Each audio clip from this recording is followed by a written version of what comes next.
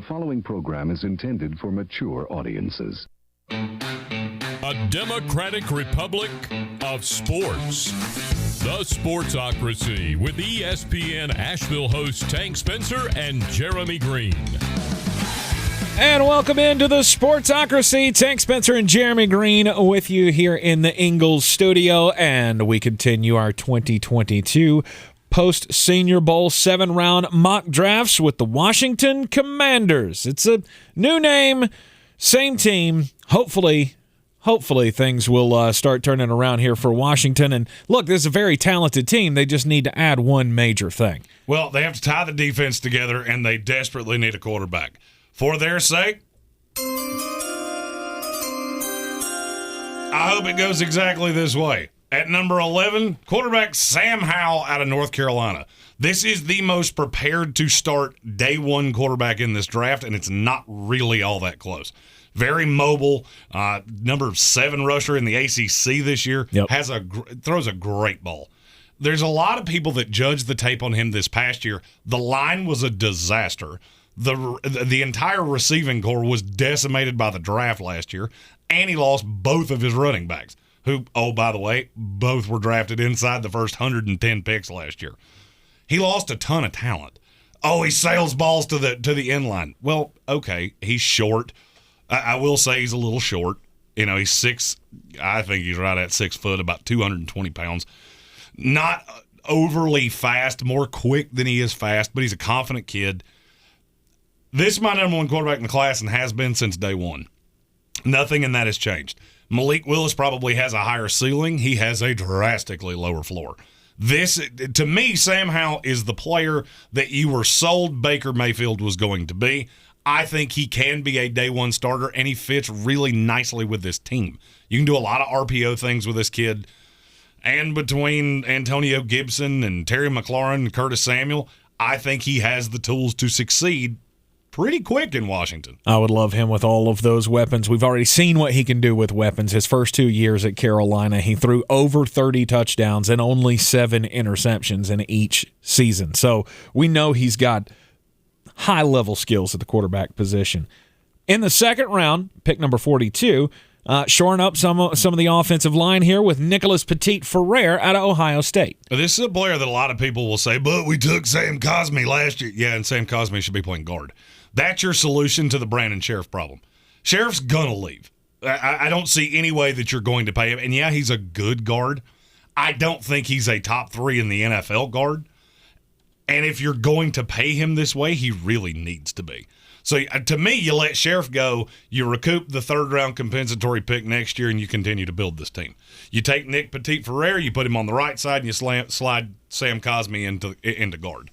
Now you have a line that is really good run blocking. This becomes a very plus run blocking unit.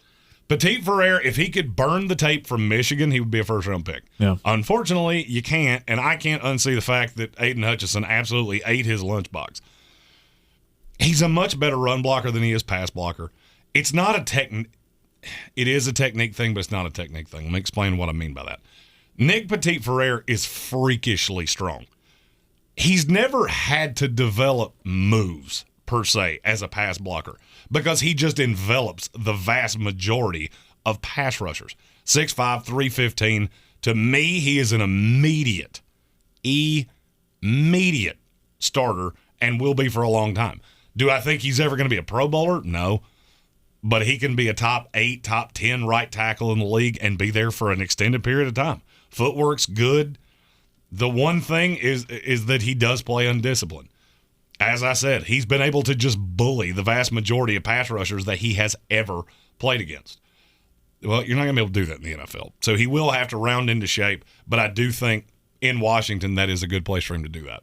Well, with Washington picking at the 73rd overall pick in the third round, you got him taking a guy who commanded a lot of eyeballs during the national championship game, Lewis Cine, the safety out of Georgia. The national title game is obviously going to push him up. He's a very good height, weight, speed kind of safety. Can play in the slot, can do a lot of coverage things. He's just very versatile. To me, this is a kid that can tie the Jamin Davis pick together. And there's another one of those that's coming later in this draft as well. I said last year Jamin Davis should be a 5th-round pick. I had a 5th-round grade on him. Right. And I think you saw it last year. He's not disciplined. He's more athlete than he is linebacker. And he is at his best when he is just sideline to sideline being an athlete. So how do you tie that together? You find a safety that can man the back of the defense, and he knows that's behind him. So I can be that sideline to sideline player. I like Lewis Cine. The thing that bothers me, the number one tape I saw of him was in the national title game. I never saw him play anywhere near that, other than in that one game. Very versatile, very, very, very athletic. If I had to say, he's inconsistent. Doesn't get off blocks particularly well. Don't know how much of a – he was very good in college against the run. I think he's going to get washed out a little bit in the NFL. Well, one way to mitigate that is to have Chase Young, Jonathan Allen, Daron Payne, Montez Sweat, all these guys in front of you. Right. It's hard to wash out a safety when you've got the most talented defensive line in the league.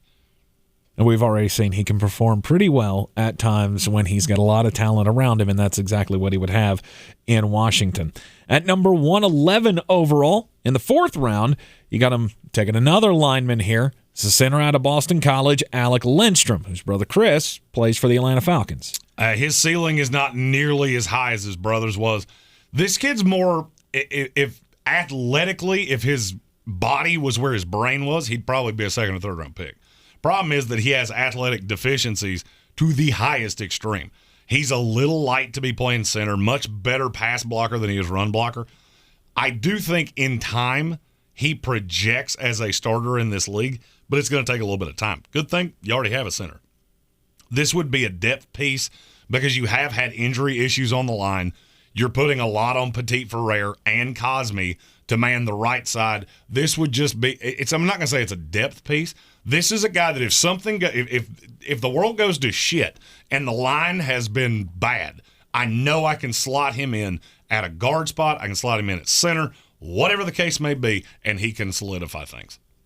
Going with a wide receiver in the 6th round, 187 overall, it's Danny Gray out of SMU. Super raw.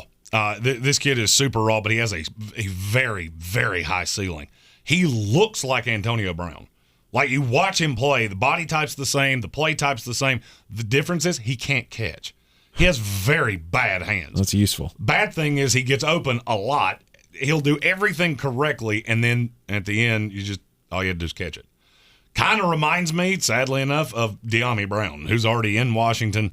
This is just another weapon because anytime Danny Gray is on the field, you have to know where he is. I feel like this would give you another player in that Curtis Samuel mold where do you possibly have to generate their touches? Maybe. But it opens everything up, keeps teams from just bull blitzing you off the edges.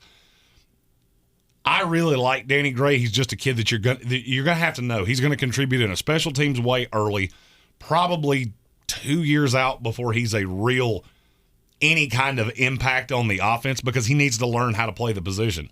That being said, he's a 6'1", 180-pound kid that probably going to run sub 4.4.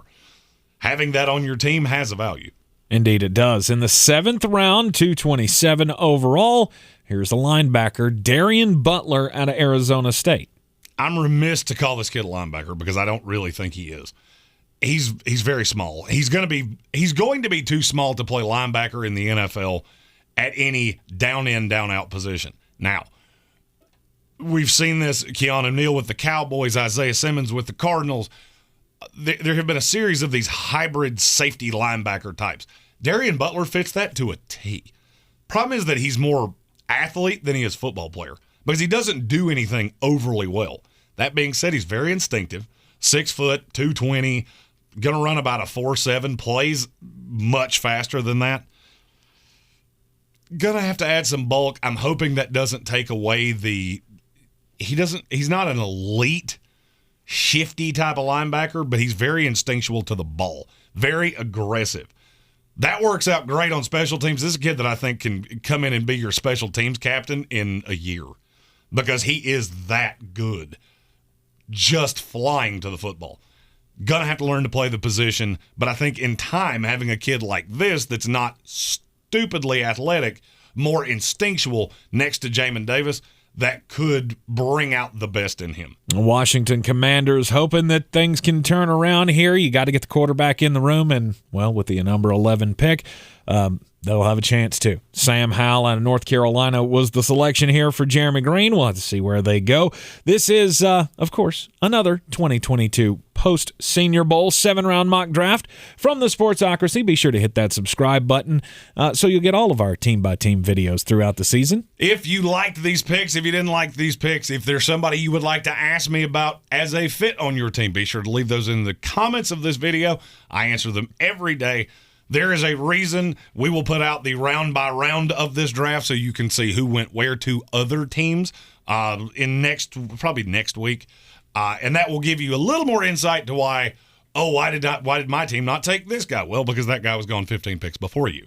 But feel free to leave any of your comments, questions in the comments of this video, and I will answer them on a daily basis. I'm Tank Spencer. He's Jeremy Greene, and we will see you next time.